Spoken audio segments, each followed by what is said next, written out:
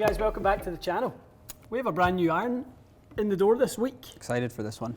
Epon 506, an iron that we have, or a company that we have reviewed on the channel before. But again, we always say this, that many of you will be hearing about this for the first time. Many of you certainly won't often hear about Epon, the sort of company of, or the iron line from the parent company Endo, based out of Japan. Epon are what we consider one of the best when it comes to quality control, when it comes to the standard bearers of how you make a forged iron. Definitely. I mean, it's impressive that you can get a game improvement player's iron, but it's a single piece forged and super forgiving. So excited to see how this performs today.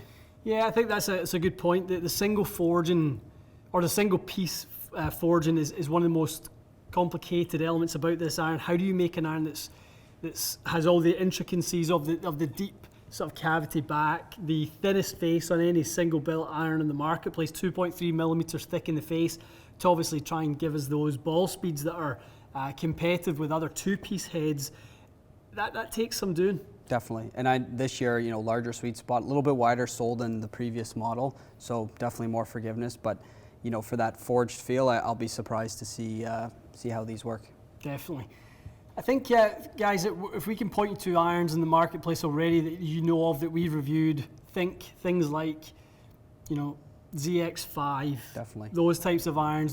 That's the kind of footprint we're looking at from the Epon line. Something that I think maybe the player who likes the niche elements, the connoisseur elements to an iron, the soft forged, obviously the kind of tight tolerances that we're looking at with Epon, but you want the forgiveness at the same time. Those two don't often go hand in hand. Normally there's a little bit of trade-off, and the player who wants those things has to go towards maybe a smaller player's cavity or something, but this is a pretty generous footprint.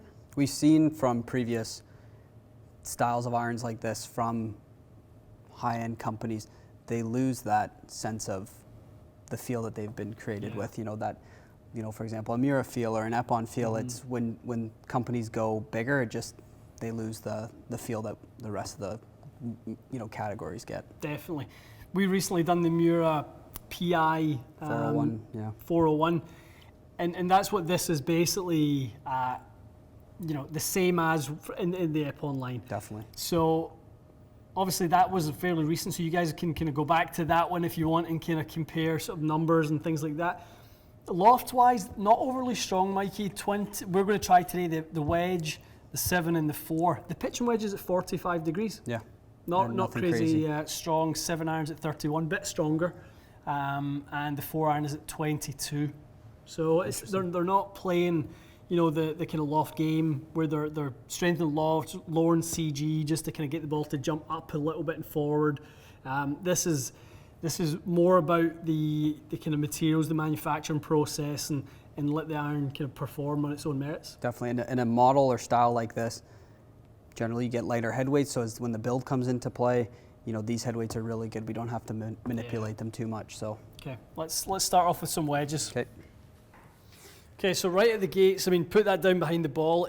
It's got a pretty generous footprint. That's a large pitching wedge for me. Top line is a little thicker. Top line, it's not so much the top line because the top line, there's so much loft, the top line's facing away from me. It's actually the height of the heel. Yeah. It is very high in the heel, quite boxy. Actually something you see in some of the old school Titleist blades and some of the kind of older irons. So it just obviously is a enlarged footprint, but definitely bigger than I thought it was going to be. I think the nice thing for, let's call them a smaller brand in market, the quality of components. Motor shafts, ionic grips. Feel that straight away. Yeah.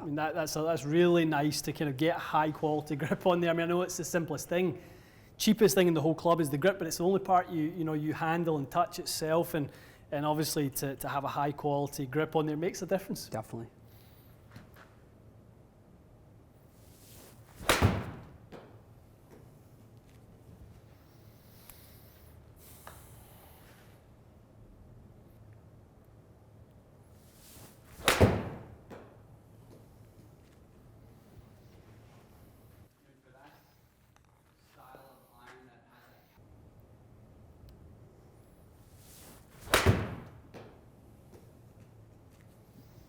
super easy to hit. It's just very consistent. Yeah.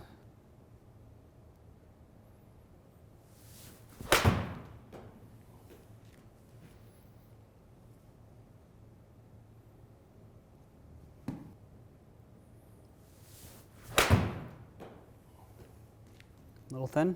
No, it was a well struck one, just slightly pulley.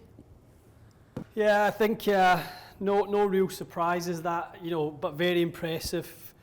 Just that it's doing the same thing over and over again. We do talk about that when we now test the wedge, the 7, the 4. We're looking for the scoring clubs to, perform with consistency, not be jumpy or fluctuate too much in the standard deviations, and that ticks all those boxes. I did miss a couple of those. Yeah. A couple of those were kind of low in the heel, and I was tending to get a very similar result. So the sweet spot, if you like, or sort of the playable hitting area, it's pretty generous. Yeah. No, it looked easy to hit. I mean, we'd call autopilot almost. Yeah, I wasn't struggling with it at all. Even the one that you slightly pulled, it's all the numbers stay the same. There's no fluctuation in those. Okay, let's pop the 7 on there.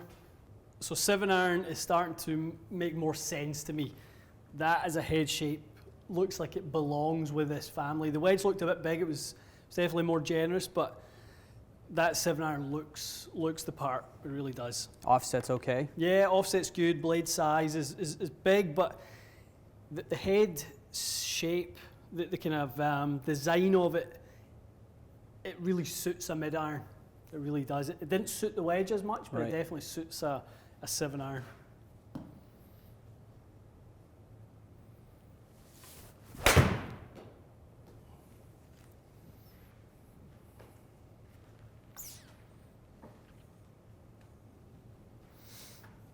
They launch nice and high. That really, really impressive little iron. I don't think there's another iron in the market that will achieve the amount of ball speed with the solid forged sound. That's the secret sauce in this thing. Right. It sounds like a Mura 201. Like I think of my Mura 201s, that's what they sound like. But this is a game improvement iron that has no business sounding like that because the face is thin. It's more of a techie product, but it sounds like a real solid player's cavity. Interesting.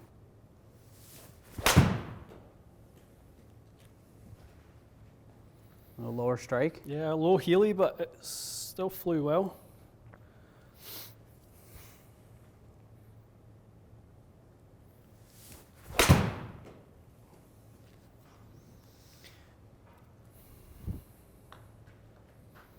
You just have to be a little careful with them that your confidence doesn't kind of ride too high just based on the fact you don't feel like you can miss it. I mean, I'm giving it a few different strikes here, and the result is really consistent.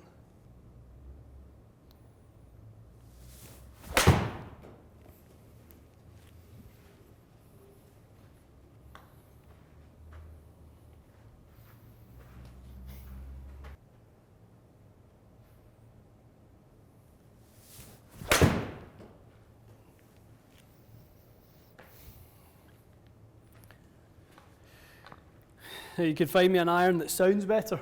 Ah, no kidding. I think too, you're showing on some strikes that aren't pure, and the player that would play these irons probably is not going to strike you dead center all the time. Definitely. You can miss it a bit on the face, and you get away with them, which is nice. 4 iron look a little intimidating, or no, not at all? No, looks good. It's a set of irons that really look great in the mid-long irons. So it's maybe something that you would combo with a slightly smaller wedge. That's my personal feeling on it. And other people might feel differently, but the mid and longs look really, really good. Good.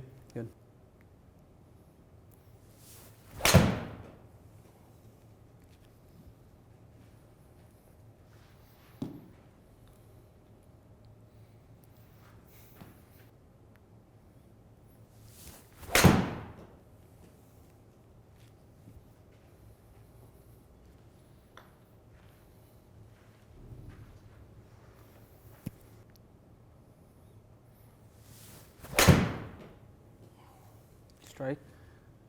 It was a wee bit chunky, that one. Got away with it though.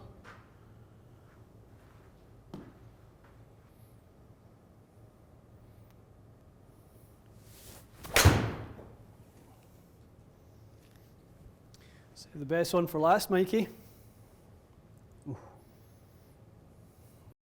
Okay. Very impressed, really. I mean, obviously I said it a few times. The only thing that's a sticking point with that set for me is just the wedge is an oversized wedge. I don't love a wedge to look like that. I'm very particular about the size of that. That's a me issue though. That's not a issue with the club. Looking at the results, the wedge wasn't particularly jumpy or helpful in aid in the distance, which you wouldn't want it to be. It was just a really kind of consistent pitching wedge. But when it came to the 7 and the 4, I mean, they had some jump to them, especially the 7. Yeah. I felt like the 7 actually, if I was playing that set, I'd have to back off the loft a little bit in that. And there's a couple that you hit where you would go, okay, is that a little bit of a flyer? But really, it still held its own. It's just fast.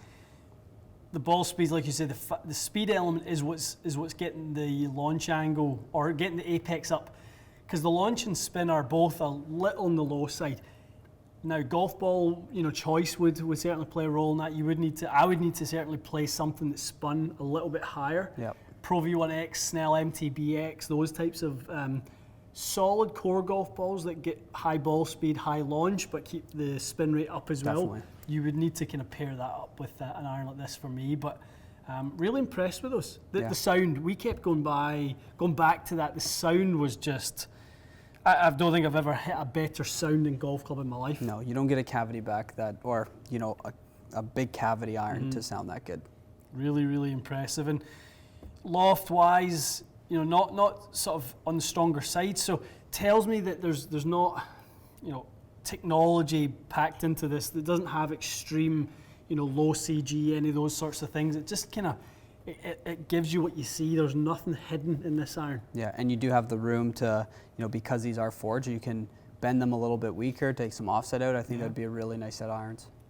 Really impressed, really impressed. Another winner, certainly from Epon. Guys, you would need to come to a store like this, or a Club Champion, a True Spec, Cool Clubs, those types of places to try an Epon iron. There aren't many stores. PJ Superstore, do they have some Epon products? Maybe, but certainly not a big box retail. You certainly wouldn't see it in any pro shops. No. Nationwide. So, you have to hunt them down a little bit, look in the dealer list and look if there's someone round about you. But I would say that if budget isn't your primary concern, because they are a bit more expensive, you get what you pay for, the quality control, those standards being so tight in tolerance. You do get what you pay for with Epon coming out the #1 forging house in the world at Endo. Yep.